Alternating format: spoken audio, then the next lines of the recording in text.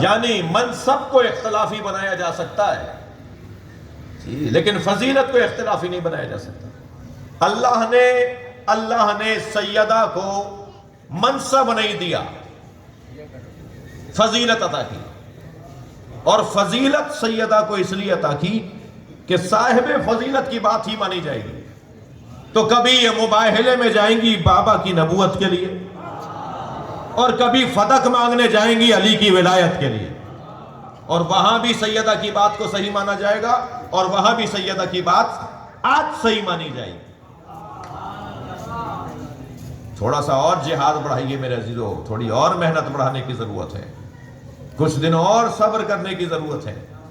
یہ جو قافلہ مجلسوں کا آپ لے کر آئے ہیں، عزاداری کا قافلہ یہاں تک لے کر آئے ہیں، اس قافلے نے نتیجے دینا شروع کر دیے۔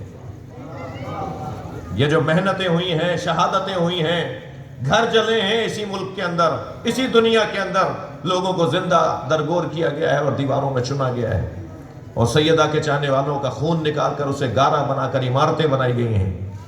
اسی قافلے کو چلتے چلتے یہاں تک ایک بات نصیب ہو رہی ہے کہ آج الحمدللہ وہ بات تسلیم کی جا رہی ہے، جو بات ابھی ہمارے سامنے 20 سال پہلے تک کہتے تھے کہ یہ ان کی بنائی ہوئی باتیں ہیں، آج وہ ماننے کو تیار ہے۔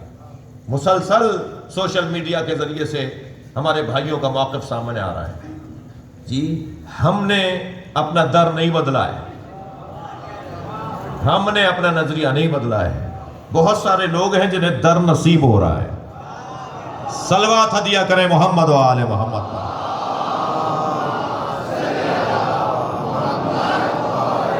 ابھی تو مجھے تھوڑی سی کڑوی بات کرنے دیجئے گا، ابھی تو ہماری بہت ساری کمزوریاں ہیں جن کی وجہ سے بہت سارے معاملات ٹھیک نہیں ہیں۔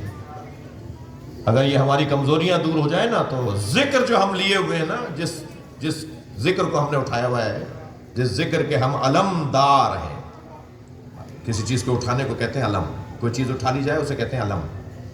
علم ہر اس چیز کو کہا جاتا ہے جسے اٹھا لیا جائے، عربی زبان کا لفظ ہے علم، اور پھر جب ہمارے ذہن میں یہ علم آتا ہے تو ظاہر ہم اس کو اٹھاتے ہیں، اس لیے بھی علم ہے، اور مولا عباس نے اٹھایا اس لیے بھی علم ہے، ٹھیک ہے۔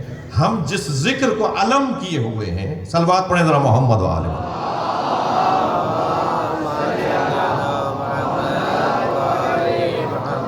ہم جس ذکر کو علم کیے ہوئے ہیں اس سے زیادہ بہتر ذکر کوئی نہیں ہے، بس کسی طرح یہ اٹھانے والا بہتر ہو جائے۔ یہ اٹھانے والا اگر بہتر ہو گیا تو وہ چیز اٹھائی بھی ہے تو اس سے تو کوئی زیادہ بہتر چیز ہی نہیں ہے۔ ایک صاحب کہنے لگے فلاں صاحب کو جب ساری باتیں سمجھ میں آ گئی تو یہ شیعہ کیوں نہیں ہو جاتے؟ اور فلاں صاحب کو آپ کو بتایا کون فلاں صاحب؟ مسلسل بیانات آ رہے ہیں، مسلسل کلپس آ رہے ہیں، جب انہیں یہ ساری باتیں پتہ چل گئی تو وہ شیعہ کیوں نہیں ہو جاتے؟ اور فلاں صاحب کو تو اتنی بڑی اہم بات بھی پتہ چل گئی تو وہ شیعہ کیوں نہیں ہو جاتے؟ تو میں نے بے ساختہ کہا تمہاری وجہ سے شیعہ نہیں ہوتے۔ اگر ہمارے یہاں سے کمزوریاں دور ہو جائیں، اگر ہمارے معاملات کچھ بہتر ہو جائیں تو پھر جس تیزی سے آپ دیکھیں گے، اچھا ماضی میں ہوا یا نہیں ہوا؟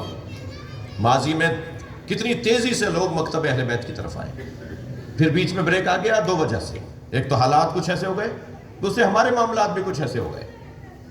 اپنے معاملات کو اور بہتر کرنے کی ضرورت ہے۔ میرے عزیزو، دو باتیں اگر ہماری قوم اپنے پلے سے باندھ لیں، جوان ذرا کان کھول کے سنیں گے، میں بزرگوں سے دعا چاہتا ہوں، ان کے لیے کوئی بات نہیں کر رہا، ناراض نہ ہوں مجھ سے، لیکن جو جوان ہے، اب اگر کوئی مان لے گا تو وہ بھی تو جوان ہی ہوگا۔ دو باتیں اپنے ذہن میں آج میرے حصے کی دو باتیں میرے ذہن میں بٹھا کے چل جائیں۔ دو کام اگر ہماری قوم نے کر لیے نا، دو کام، میں آپ سے زیادہ نہیں ہوم ورک دے رہا بچوں کو، دو کام اگر کر لیے تو بہت تیزی سے مکتب اہل بیت کی تبلیغ عام ہو جائے گی۔ ایک کام، کسی سے نفرت نہیں کرو، کسی سے بھی نفرت نہیں کرو، کسی کو حقیر نہیں سمجھو، یہ پلٹ کے نہیں کہا کرو یہ